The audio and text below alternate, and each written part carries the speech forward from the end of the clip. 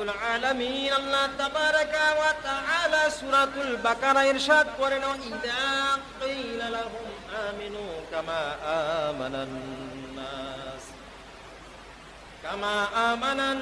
নাস ক্বালু আনুমিনু কামা আমানাস সুফাহা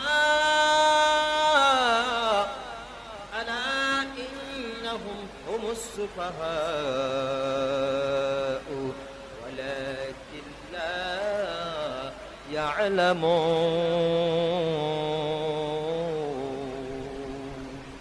রব্বুল ইজ্জত আল্লাহ তাবারাকা ওয়া তাআলা ইরশাদ করেন, ঈমান গ্রহণ করো তাদের মতো যারা ঈমান এনেছিল। তারা কারা? তাদেরকে চিনতে হলে আমরা পয়গম্বর সাল্লাল্লাহু আলাইহি ওয়াসাল্লামের সাহাবীদের জিন্দেগির দিকে তাকাতে হবে। সাহাবীদের রাসূলুল্লাহ সাল্লাল্লাহু আলাইহি ওয়াসাল্লামের সাহাবীরা তাদের জিন্দেগি কেমন ভাবে তারা ঈমান গ্রহণ করেছেন, কেমন ভাবে আমল করেছেন, এই দিকে শুনে শুনে পড়ে পড়ে আমরা তাদের আমলের মতো আমল, তাদের ঈমানের মতো ঈমান, তাদের ধৈর্যের মতো আমাদের ধৈর্য ধারণ করতে হবে। তাদের হকের উপর প্রতিষ্ঠিত থাকা যেই রকম ছিল এইরকম আমাদেরকেও আমরাও এইভাবে হকের উপর প্রতিষ্ঠিত হতে হবে। এই জন্য আমাদেরকে যাইতে হবে পয়গম্বরের সাহাবীদের জীবনের দিকে। আল্লাহর পয়গম্বরের সাহাবী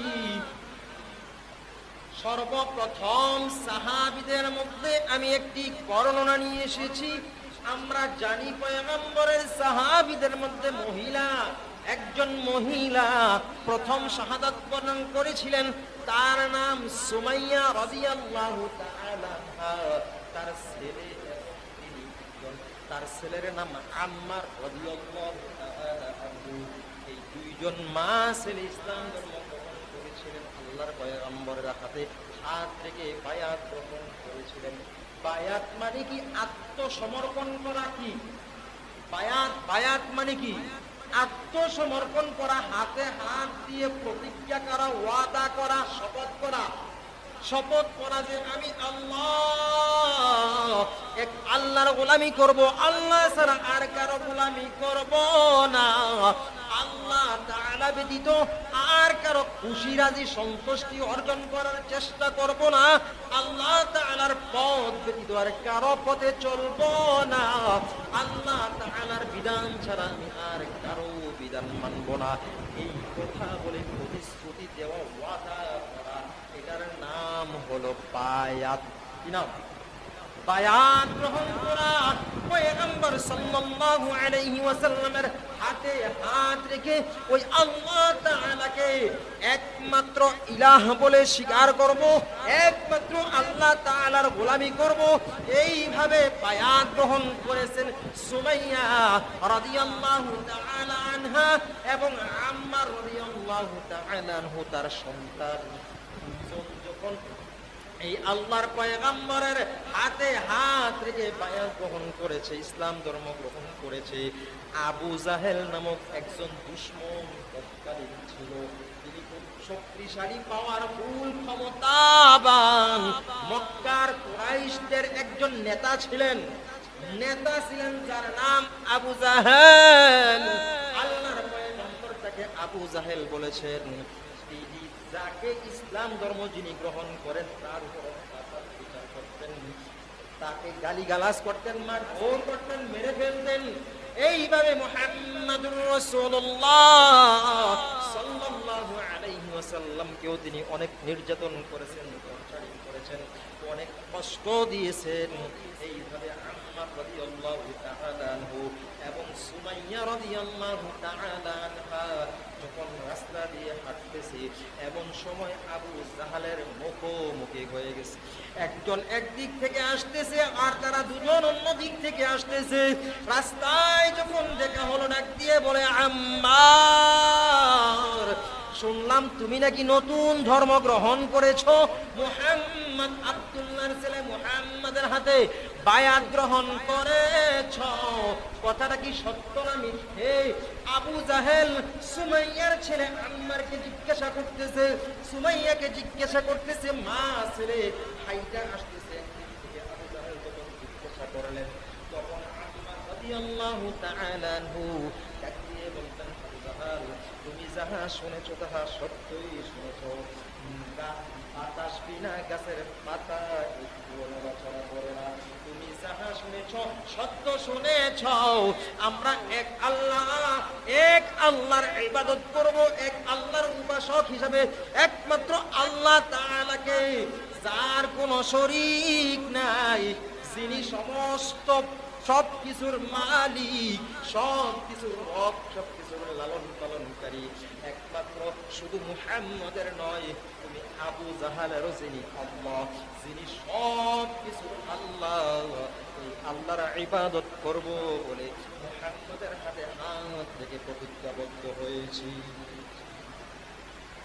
এইভাবে যখন স্বীকার করলেন, আবু জাহেল ডাক দিয়া বলল, আম্মার, যদি তুমি তোমার কথা ফিরিয়ে না নাও তাহলে তোমাকে আমি খুন করব, মারবো, অত্যাচার করব, নির্যাতন করব।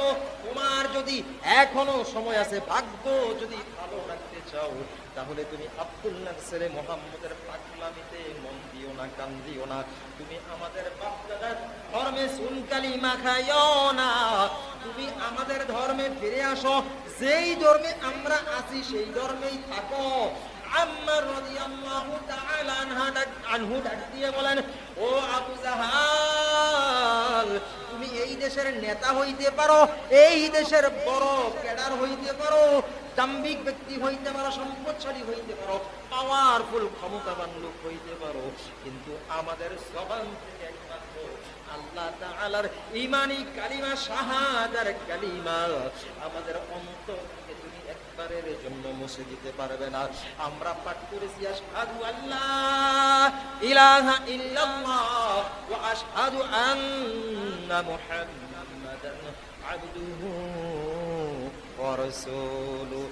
আমরা শাহাদা পাঠ করেছি, তোমার কথায় শাহাদা থেকে দূরে থাকবো না।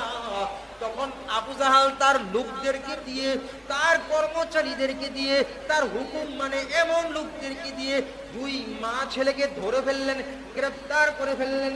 তিনি ছিলেন ওই জায়গার একজন বড় দাম্ভিক ক্ষমতাবান একজন প্রধান, পর্দাইন্না মক্কার একজন সর্দার ছিলেন, বড় বংশীয় বড় একজন নেতা ছিলেন। তাকে হাজার হাজার মানুষ মানত, তার কথা শুনতো। যখন বললেন দুজনকে গ্রেফতার করো, মা সুমাইয়া রাদিয়াল্লাহু তাআলা আনহা এবং আম্মার রাদিয়াল্লাহু তাআলা আনহু দুজনকেই হাতে রশি বেঁধে নিকাব পরিয়ে নিয়ে যাওয়া হলো। নিয়ে গিয়ে গাছের সাথে দুজনকে বেঁধে ফেলা হলো। হাত পেছন দিক দিয়ে দিয়ে রশি দিয়ে গাছের সাথে বেঁধে চাবুক মারতে শুরু করেছে, চাবুক। এইভাবে অত্যাচার শুরু করতেছে। কিছুক্ষণ চাবুক মারে আর বলতেছে, শুধু একবার বলো যে তুমি মুহাম্মাদের কালিমা ছেড়ে দিয়েছো। আম্মার রাদিয়াল্লাহু তাআলা আনহু, সুমাইয়া রাদিয়াল্লাহু তাআলা আনহা যতই চাবুকের আঘাত খায়, যতই কষ্ট পায়, কারণ মুখে উচ্চারণ করে না, কষ্টের সাথে সাথে বলে ওঠে, লা ইলাহা ইল্লাল্লাহ মুহাম্মাদুর রাসূলুল্লাহ। আল্লাহু আকবার। যখন চিৎকার করি আমরা কার নাম নেই? মা, কি কই, মা গো মা, বাবারে, এই ধরনের। কিন্তু তারা কেমন ইমানদার ছিলেন, আল্লাহ তাআলা বললেন, আমিনু কামা আমানান নাস, তাদের মতো ঈমান আনো। কেমন ইমানদার ছিলেন, যাদেরকে কোরআনে আল্লাহ উদাহরণ দিয়েছেন। এটা আমি দেখাচ্ছি কেমন ইমানদার ছিলেন। চাবুকের আঘাত লাগলে চিৎকার করে আমরা মা বাবাকে ডাক দেই, আপনজনদেরকে ডাক দেই, ভাই ব্রাদারকে ডাক দেই। কিন্তু আল্লাহর রাসূলের সাহাবী তারা যখন আঘাতপ্রাপ্ত হইতেন, অত্যাচারের শিকার হইতেন, নির্যাতনের শিকার হইতেন, সঙ্গে সঙ্গে তারা বলতেন, লা ইলাহা ইল্লাল্লাহ, লা ইলাহা ইল্লাল্লাহ, আল্লাহু আকবার, আল্লাহর নাম নিতেন। এইভাবে অত্যাচার নির্যাতন করতে করতে তাদেরকে একবার মাটিতে লুটিয়ে পড়ে অজ্ঞান হয়ে যায়, জ্ঞান হারিয়ে ফেলে। এইবার আবার তাদেরকে হুঁশ ফিরানো হয়, জ্ঞান ফিরানো হয়, আবার তাদের উপর অত্যাচার করা হয়। পাবলা কাটা, এইরকম বড় বড় কাটা, চিকন চিকন কাটা যুক্ত গাছগুলো দিয়ে তাদেরকে প্রহার করা হয়, আঘাত করা হয়। চাবুক দিয়ে মারতে মারতে চাবুক ছিঁড়ে যায়, চাবুক নষ্ট হয়ে যায়। এইরকম কাটা কাঁটাযুক্ত গাছ দিয়ে তাদেরকে আঘাত করা হয় কষ্ট দেওয়ার জন্য। উত্তপ্ত মরুভূমির বালুর উপরে এই কাঁটাযুক্ত গাছ দিয়ে সমস্ত শরীরটাকে পেঁচিয়ে ঘোড়া এবং উটের পেছনে বেঁধে দিয়ে উটকে দৌড়াইতে বলা হয়, ঘোড়াকে দৌড়াইতে বলা হয়। এইরকম উত্তপ্ত বালুর উপরে তাপ বিশিষ্ট গরম বালির উপরে কাঁটাযুক্ত গাছ দিয়ে শরীর পেঁচিয়ে তাদেরকে অত্যাচার নির্যাতন করা হয়। শুধু একটা কথা বলো, মুহাম্মদের কালিমা আমি ভুলে গিয়েছি। এই কথা বলার সঙ্গে সঙ্গে তোমাকে ছেড়ে দেয়া হবে, মুক্ত করে দেয়া হবে। শুধু মুক্ত নয়, এই দেশের একজন ভালো মানের একজন নেতা বানিয়ে দেওয়া হবে। আল্লাহ, সাহাবীদের জীবনী এখনো আছে না নাই? এই রকম উদাহরণ আমাদের মাঝেও আছে, হাজার হাজার জীবনী। একবার শুধু বল, তুই তোর ইসলামের দল ছেড়ে দিয়েছিস, আমার দলে যোগদান করেছিস, তাহলেই তোকে কি বড় ধরনের কিছু একটা করে দেব। কিন্তু আল্লাহর গোলাম, নারী নির্যাতন করা হয়, শরীরে গ্রেফতার করার পর বন্দি ঘরের ভিতরে ঢুকাইয়া অত্যাচার করা হয় এবং পুরুষত্বের ভিতরে পুরুষাঙ্গের ভিতরে গরম লোহার রড দিয়ে সেঁকা দেওয়া হয়। আল্লাহু আকবার! এই দেশের কাহিনী, এই দেশের ঘটনা। তারপরে বলা হয় ছেড়ে দে তোর দল, বলা হয় তারপরেও আল্লাহর গোলাম বলে না না না, এক আল্লাহর কালিমা ছাড়া, এক আল্লাহর আইন ছাড়া পৃথিবীর কোন ক্ষমতাধরের ক্ষমতা আইন আমি মানি না। আল্লাহ নারী নির্যাতন, নারীকে দিয়ে নারী নির্যাতনকারী হিসাবে চিহ্নিত করা হয়, পরিচয় করা হয়। কত জুলুম, কত অত্যাচার, মেরে ফেলা হয়, বিষাক্ত ইনজেকশন দিয়ে মেরে ফেলা হয়, যাবজ্জীবন কারাদণ্ড দেওয়া হয়, ফাঁসি দেওয়া হয়। তবুও আল্লাহর গোলাম বলে একমাত্র আল্লাহর আইন ছাড়া পৃথিবীর কারো আইন আমি মানি না। এই হলো আল্লাহর ইমানি শক্তি। আল্লাহ তাআলা বলেছেন তাদের মতো ঈমান গ্রহণ করো, সবাইকে বলেছেন। আল্লাহ বলেছেন কিছু মানুষকে উদাহরণ দিয়েছেন তাদের মতো ঈমান, বাকি সবাইকে বলেছেন তাদের মতো ঈমান গ্রহণ করো, তাদের মতো ঈমান গ্রহণ করো। যারা এই রকম ঈমান গ্রহণ করেছেন, ঈমানের শক্তি এত এত এত ঈমানের শক্তি, তারা কখনো অত্যাচারের শিকার হয়ে, নির্যাতনের শিকার হয়ে, জুলুমের শিকার হয়ে যতই কষ্ট পেয়েছে, ঈমানকে ভুলে যায় নাই, ঈমান থেকে বিন্দু পরিমাণ পিছপা হয় নাই, আল্লাহর আইন থেকে তারা একটু পিছিয়ে হলে নাই। এইরকম ঈমানদারদের মতো করে ঈমান গ্রহণ করো। আল্লাহ তাআলা এই জন্য বলেছেন আমিনু কামা আমানান নাস। যখন অত্যাচার করা হয়, আবু জাহেল তাদের উপরে এরকম অত্যাচার টর্চারিং, সুমাইয়া রাদিয়াল্লাহু তাআলা আনহাকে সামনে দাঁড় করিয়ে এবং তার ছেলে আম্মার রাদিয়াল্লাহু তাআলা আনহুকে দাঁড় করিয়ে মুখোমুখি মা এবং ছেলেকে দাঁড় করিয়ে দেওয়া হয়। দাঁড় করিয়ে দিয়ে বলে, যদি তুমি কালিমা না ছাড়ো, তোমার মাকে তোমার সামনে উলঙ্গ করে ফেলবো। আল্লাহু আকবার, নাউযুবিল্লাহি মিন যালিক। বলে এখন উলঙ্গ করে ফেলবো? বলে না না। সুমাইয়া রাদিয়াল্লাহু তাআলা আনহা ডাক দিয়ে বলে, ও আমার সন্তান, এই কালিমা নিয়ে, এই ঈমান নিয়ে যদি মৃত্যুবরণ করো, তাহলে আল্লাহ তাআলা বিনা হিসেবে জান্নাত দিয়ে দেবেন। তবুও যতই অত্যাচার করা হোক, তবুও তুমি ঈমান থেকে পিছপা হবে না। সুমাইয়া রাদিয়াল্লাহু তাআলা আনহা বারবার ডেকে সন্তানকে বলতেছিলেন, বাবা ঈমান ছেড়ো না, ঈমান ছেড়ো না, ঈমান ছাড়বে না, যা হয় হোক, যা হয় হোক, যত অত্যাচারই করুক, কিন্তু ঈমান ছাড়বে না। আম্মার রাদিয়াল্লাহু তাআলা আনহুকে বারবার প্রহার করতেছিলেন, আঘাত করতেছিলেন, আর বলতেছিলেন তোমার মাকে এখন উলঙ্গ করে ফেলবো। কথা বলার সঙ্গে সঙ্গে কাপড়গুলো টেনে টেনে টেনে টেনে ছিঁড়ে ফেলা হয়েছে। আল্লাহু আকবার! সন্তানের সামনে মাকে সমস্ত কাপড়গুলো টেনে টেনে ছিঁড়ে ফেলা হয়, আর মা চিৎকার করে করে বলতে থাকে, ও সন্তান, অত্যাচার করুক, আমার উপরে অত্যাচার করতেছে আমার মাওলা দেখে, মাওলার পথ থেকে, মাওলার হক থেকে এক বিন্দু পরিমাণ ঈমান যেন নড়াচড়া না হয়। সন্তানকে বারবার বলতেছিল, শরীরের কাপড়গুলো টেনে টেনে ছিঁড়ে ফেলছে আবু জাহেলের সৈনিকেরা, এই নাস্তিকগুলো, কাফেরগুলো, বেদিনগুলো, তারা টেনে টেনে ছিঁড়ে ফেলছে। কিন্তু সুমাইয়া যার কাপড় ছিঁড়ছে, তিনি বলছেন, সন্তান, আমার কষ্ট থেকে তুমি ঈমান থেকে পিছপা হবে না, ঈমান থেকে পিছপা হবে না। ইমান সঠিক রাখো, ইমান সঠিক রাখো। বারবার মা তার সন্তানকে বলতেছিলেন। সামনাসামনি ছেলেকে দাঁড় করিয়ে মায়ের কাপড় খুলে ফেলা হয়েছে। তারপর আরো কিছুক্ষণ পর এইভাবে বাতগুলো, হাতের বাতগুলো ছেড়ে দেওয়া হয়েছে। সুমাইয়া রাদিয়াল্লাহু তাআলা আনহার দুই পায়ের গোছার মধ্যে রশি দিয়ে বেঁধে দুইটা উটের দিকে বেঁধে দেওয়া হয়েছে। আল্লাহু আকবার। দুইটা উটের দিকে বেঁধে দেওয়া হয়েছে। উলঙ্গ অবস্থায় দুই পায়ে রশি লাগাইয়া দুইটা উটে বেঁধে দিয়ে দুইটা উটকে দুই দিকে যাওয়ার জন্য পিটানো হচ্ছে। আল্লাহু আকবার। এমন সময় বলছে, আম্মার এখনো সময় আছে, তুমি তোমার মাকে যদি বাঁচাতে চাও, এখনো বলছি তুমি মুহাম্মাদের কালিমা ছেড়ে আমাদের দলে চলে আসো। আল্লাহু আকবার। সুমাইয়া রাদিয়াল্লাহু তাআলা আনহা বলছে, ও আমার সন্তান, যত কষ্টই হোক, যা কিছু হয় হইতে থাক, তুমি তোমার ঈমান থেকে পিছপা হবে না, ঈমান থেকে সরে যাবে না, এক বিন্দু পরিমাণ সরে যাবে না। আল্লাহু আকবার। যখন দুই উটকে দুই দিকে দিতে বলা হয়েছে, দুই দিকে তাড়া করেছে, দুইটা উট দুই দিকে যখন তাড়া করেছে, দৌড় দিয়েছে, এমন সময়ে আবু জাহেলের লোক, আবু জাহেলের সৈনিকগুলো, আবু জাহেলের জালিমগুলো সুমাইয়া রাদিয়াল্লাহু তাআলা আনহার এইরকম লজ্জাস্থান বরাবর বর্ষা তরবারি দিয়ে আঘাত করে তার এই সমস্ত শরীরটাকে দ্বিখণ্ডিত করে ফেলেছে। আল্লাহু আকবার। এমন সময় সুমাইয়া রাদিয়াল্লাহু তাআলা আনহা হাসতেছিলেন। যখন তাকে অত্যাচার করতেছে, তরবারি চালাচ্ছে, বর্ষা চালাচ্ছে, বর্ষা দিয়ে বারবার তার এইরকম গোপনাঙ্গে এইরকম বারবার আঘাত করতেছে, আর সুমাইয়া রাদিয়াল্লাহু তাআলা আনহা হাসতেছিলেন। আল্লাহু আকবার। তাকে জিজ্ঞাসা করা হয়েছে, ওই জালিমগুলো জিজ্ঞাসা করলেন, কারণ কি? আমরা এত অত্যাচার করতেছি আর তুমি হাসছো কেন?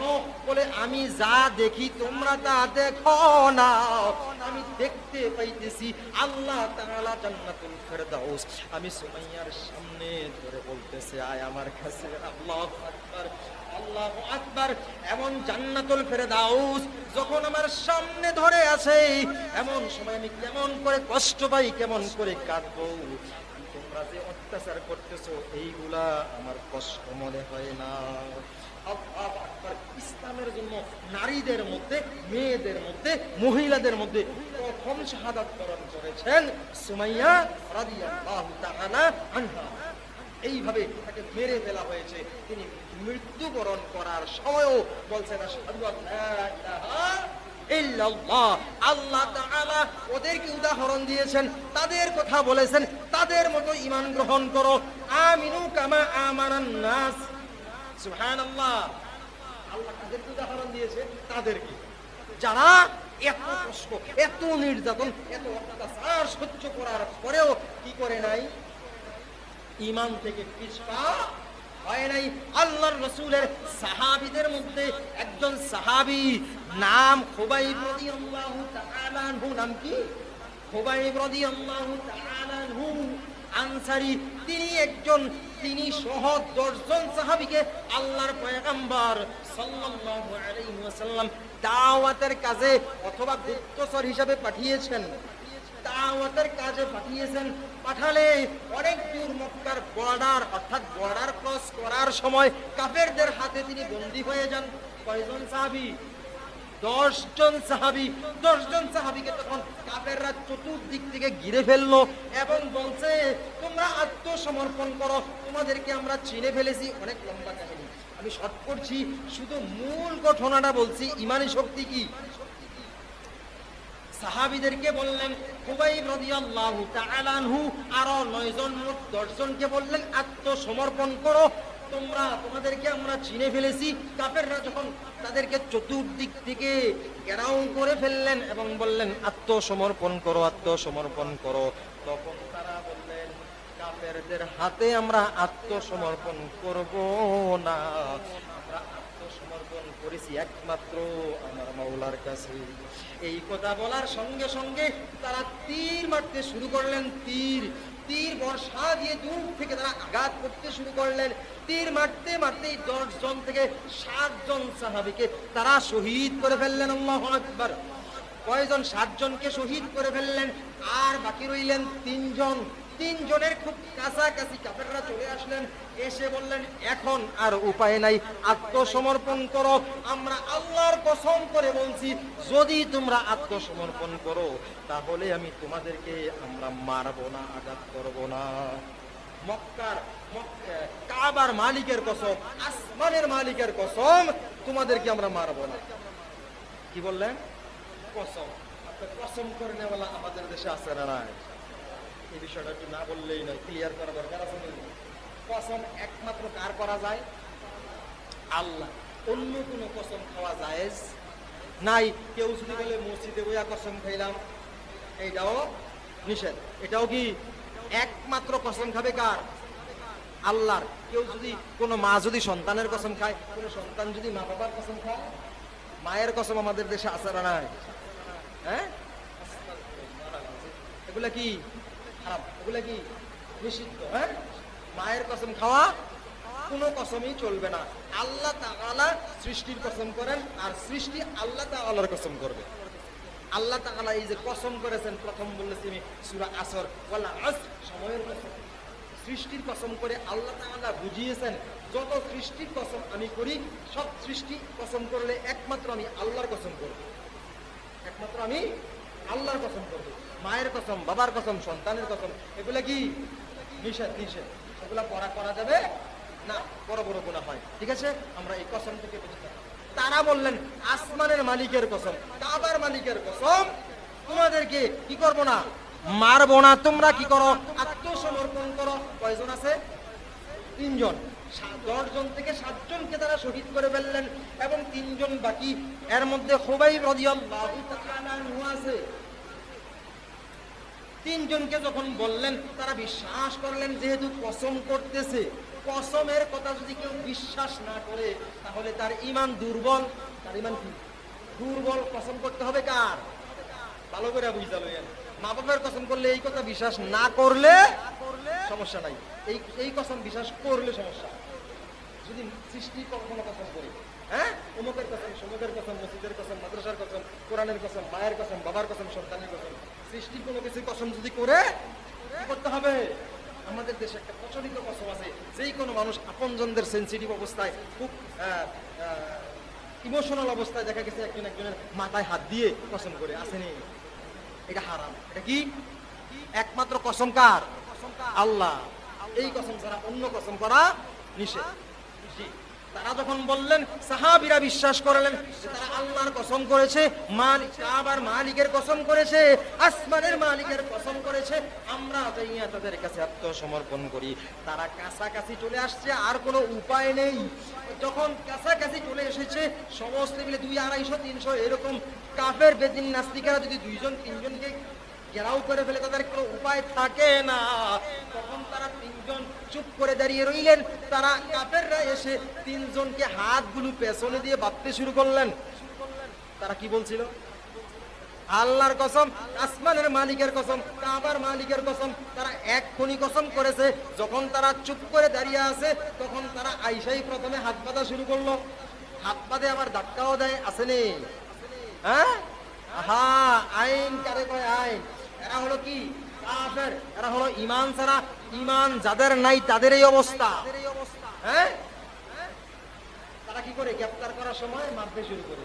গ্রেফতার সাজা করার সময় কি করে? হ্যাঁ, এগুলা কি ঈমানওয়ালার কাজ না, ঈমান ছাড়ার কাজ। বিচার কে করে? আদালত। বিচার কে করে? আদালত। যিনি গ্রেফতার করে তিনি হলেন কর্মচারী, আদালতের কর্মচারী, জনগণের কর্মচারী। শুধু গ্রেফতার করার অধিকার, শুধু কি গ্রেফতার করার অধিকার, আর কোনো অধিকার, টাচ করার অধিকার তার নাই। ঠিক আছে? আর আমরা দেখতে পাই এখানেই অলরেডি রাস্তার মধ্যে রিমান্ড শুরু হয়ে যায়। এরকম যেন না হয়। এই কালচারটা কার? বেঈমানের কালচার। আর কালচার? বেঈমানদের কালচার। আল্লাহ তাআলার পয়গম্বরের সাহাবীদেরকে ধরেই তারা ধাক্কাধাক্কি মারতে শুরু করলেন, হাত বাঁধা শুরু করলেন। একজন সাহাবী বললেন, তোমরা তোমাদের কথা রাখো নাই, ওয়াদা খেলাপ করেছো, আমরা তোমাদের কাছে আত্মসমর্পণ করব না। এই কথা বলে তিনি যখন পেছনে হাঁটতে শুরু করলেন, কয়েকজন তাকে তীর মেরে মেরে, বর্ষা মেরে মেরে তাকে হত্যা করে ফেললেন, তাকেও শহীদ করে ফেললেন। আর বাকি 2 জন বাকি রইলেন। কোথায়টা? মক্কার বর্ডার সাইড, মক্কার বর্ডার সাইড, তারা বর্ডার ক্রস করতে চাইছিল তখন অবস্থা এই অবস্থা। তাদেরকে ওখান থেকে ধরে এনে মক্কা আরো কিছু কাফিরদের হাতে বিক্রি করে দিলেন। এনে দুইজনকে বিক্রি করে দিলেন, বললেন আমরা তোমাদের দুইজন আসামিকে ধরতে পেরেছি, আমরা গ্রেফতার করতে পেরেছি, বাকিগুলোকে ধরতে পারি নাই, এই দুইজনকে গ্রেফতার করলাম, দুইজনকে তোমরা উপযুক্ত মূল্য দিয়ে নিয়ে নাও। এই দেশে এখনো এইরকম আছে, তামাম বিশ্বে মোল্লাদের মাথার দাম সবচাইতে বেশি হয়। 50,000 টাকায় যেখানে খুন করা যায়, 20,000 টাকায় যেখানে খুন করা যায়, সেখানে একটা মোল্লার মাথার দাম 10 কোটি, 20 কোটি, 100 কোটি পর্যন্ত হয়। আসেনি? আসেনি? জানেন না আপনারা? আছে, বর্তমানে আছে। বর্তমানে মোল্লাদের মাথার দাম বেশি। এই দাম করেছেন কে? আল্লাহ। কি করেছেন? আল্লাহ। তারা বুঝতেছে যে আমাদের মাথার দাম বেশি, কিন্তু আমরা বুঝতেছি কত বেশি। আমরা বুঝতেছি কত বেশি। বললেন তোমাদের দুইজন আসামি ধরতে পেরেছি, যে উপযুক্ত মূল্য তার থেকে 10 গুণ বেশি দিবা। মুসলমান ধরতে পারলে, কালিমাওয়ালা ধরতে পারলে তারা মূল্য কি করতো? বেশি হাঁকাইতো। এমন আসামি ধরতে পেরেছি। তখন থেকে ধরে এনে বললেন উপযুক্ত মূল্য থেকে 10 গুণ বেশি দাও। 10 গুণ বেশি দিয়ে তাদেরকে মক্কার কাফেররা কিনে ফেললো।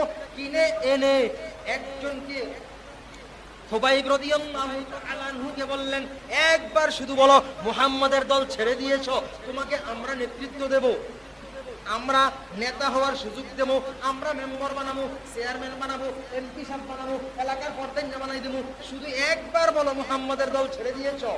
খুবাইব রাদিয়াল্লাহু তাআলা আনহু বললেন আমার জান চলে যায় যাক, আমি আল্লাহ তাআলার উপর থেকে বিশ্বাস হারাতে পারবো না। এইভাবে তাকে দুই হাত দুই খাম্বার সাথে এইরকম দিয়ে হাতের উপর পেরেক মেরে দিয়েছে। পেরেক ছিলেন তো? পেরেক মেরে দিয়েছে। দুই পা দুই দিকে নিয়ে দুইটা খুঁটির সাথে পেরেক মেরে দিয়েছে। দেওয়ার পর এখনো বলতেছে জালিমরা, অত্যাচারীরা বলতেছে এখনো সময় আছে, তোমাকে আমরা এত মারা মারবো, এত মারা মারবো, তুমি কল্পনাও করতে পারবে না। শুধু একবার বলো কালিমা শাহাদাত, ছেড়ে দিয়েছো। খুবাইব রাদিয়াল্লাহু তাআলা আনহু বললেন না না, আমি আল্লাহর উপর ঈমান এনেছি, মুহাম্মদ সাল্লাল্লাহু আলাইহি ওয়াসাল্লামকে মুহাব্বত করেছি, ভালোবেসেছি, বিন্দু পরিমাণও আমার থেকে ঈমান তোমরা ছিনিয়ে নিতে পারবে না।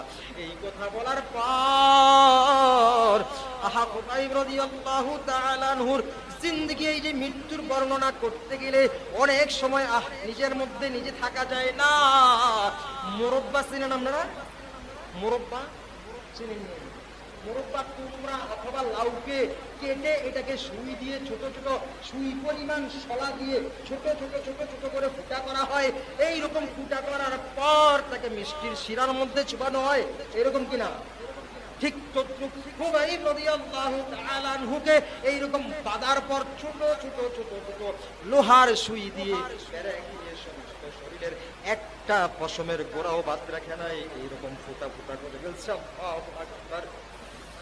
ফুটা ফুটা করে ফেলছে। আর যতবার আঘাত করতেছে আর বলতেছে কালিমা ছাড়, যতবার আঘাত করতেছে বলতেছে মুহাম্মাদের দল ছাড়, যতবার আঘাত করতেছে বলতেছে শাহাদাত ছেড়ে দে। আল্লাহ! খুবাইব রাদিয়াল্লাহু তাআলা আনহু যতই অত্যাচার শিকার, যতই অত্যাচার করতেছে আর আঘাত করতেছে, খুবাইব রাদিয়াল্লাহু তাআলা আনহু বলতেছে একমাত্র আল্লাহই আমার প্রভু, আমার নেতা একমাত্র মুহাম্মদুর রাসূলুল্লাহ। এইভাবে মারতে মারতে তাকে মেরে ফেলা হয়েছে, তাকে একবারে শাহাদাত শহীদ করে ফেলা হয়েছে। এরপরেও তিনি বিন্দু পরিমাণ একবারের জন্য লা ইলাহা ইল্লাল্লাহ বলতে ভুলে নাই। আল্লাহ আমার রব, আল্লাহ আমার প্রভু, মুহাম্মদ আমার নেতা, এই কথা বলতে, এই কথা থেকে তিনি বিন্দু পরিমাণ পিছপা হয় নাই। আল্লাহ বললেন আমিনু কামা আমানান নাস, ঈমান আনো তাদের মতো যারা ঈমান এনেছিল। সুবহানাল্লাহ! আল্লাহ কি বললেন? তাদের মতো যাদের শরীর ঝাঁঝরা করে ফেলা হয়, সমস্ত শরীরকে মোরব্বা বানিয়ে ফেলা হয়, আল্লাহর ঈমান থেকে, তাওহীদের ঈমান থেকে, তাওহীদ থেকে এক বিন্দু পরিমাণ পিছপা হয় নাই। আল্লাহ তাদের কথা উদাহরণ দিয়েছেন। কাদের কথা? যারা এইরকম সত্য ঈমানদার ছিলেন তাদের কথা। আল্লাহ তাআলা, আমি সূরা আসর থেকে পাঠ করেছিলাম, আল্লাহ তাআলা বললেন সমস্ত মানুষগুলো ক্ষতির মধ্যে, কসম করে বলেন সময়ের কসম, সমস্ত মানুষগুলো ক্ষতির মধ্যে আছে তাদেরকে ছাড়া যারা ঈমান গ্রহণ করেছে, আর তাদেরকে ছাড়া যারা আমলে সালেহা করেছে, আর তাদেরকে ছাড়া যারা ধৈর্য ধারণ করে হকের উপর প্রতিষ্ঠিত ছিল, আর তাদেরকে ছাড়া যারা ধৈর্য ধারণ করেছে। চারটা বিষয় আমি এক বিষয়ে আলোচনা করলাম। কয় বিষয়? ঈমান। ঈমান কেমন ছিল, কেমন হওয়া দরকার, এই সম্পর্কে উদাহরণ দিয়ে সাহাবীদের জিন্দেগি থেকে, যেহেতু আল্লাহ বলেছেন সূরা বাকারায় আমিনু কামা আমানান নাস, তাদের মতো ঈমান আনো, আল্লাহ যেহেতু বলেছেন তারা ওদেরকে আমি এনে উদাহরণস্বরূপ কথাটা বুঝিয়েছি। আল্লাহ তাআলা ওই রকম মজবুত ঈমানওয়ালা আমাদেরকে তৈরি করে দেখ। সবাই চিৎকার মেরে বলি আমিন। সময় সংকীর্ণ, আল্লাহ তাআলা আমাদেরকে এইরকম ঈমানদার হওয়ার তৌফিক দান করুক। বাকি তিনটা বিষয় ইনশাআল্লাহ পরবর্তীতে আমি আলোচনা করব। আজকে এইটুকুই শুধু ঈমানের উপরে, তারপরে আমলে সলিহা ইনশাআল্লাহ সামনে আসবে, এরপরে অন্য আলোচনা করে দেব সূরা আসর থেকে। শুধু এক শব্দের কথা বললাম, আল্লাহ আমাদেরকে সঠিক ঈমানদার, আল্লাহ তাআলার রাসূলের সাহাবীরা যেই রকম ঈমানদার ছিল ওই রকম ঈমানদার হওয়ার তৌফিক দান করে আল্লাহ তাআলা আমাদের আমলকে, ঈমানের সাথে সাথে আমলকে সহিহ করার তৌফিক দান করে বলি আমিন। আখির দাওয়ানা আলহামদুলিল্লাহি রাব্বিল আলামিন। আসসালামু আলাইকুম ওয়া রাহমাতুল্লাহি ওয়া বারাকাতুহু।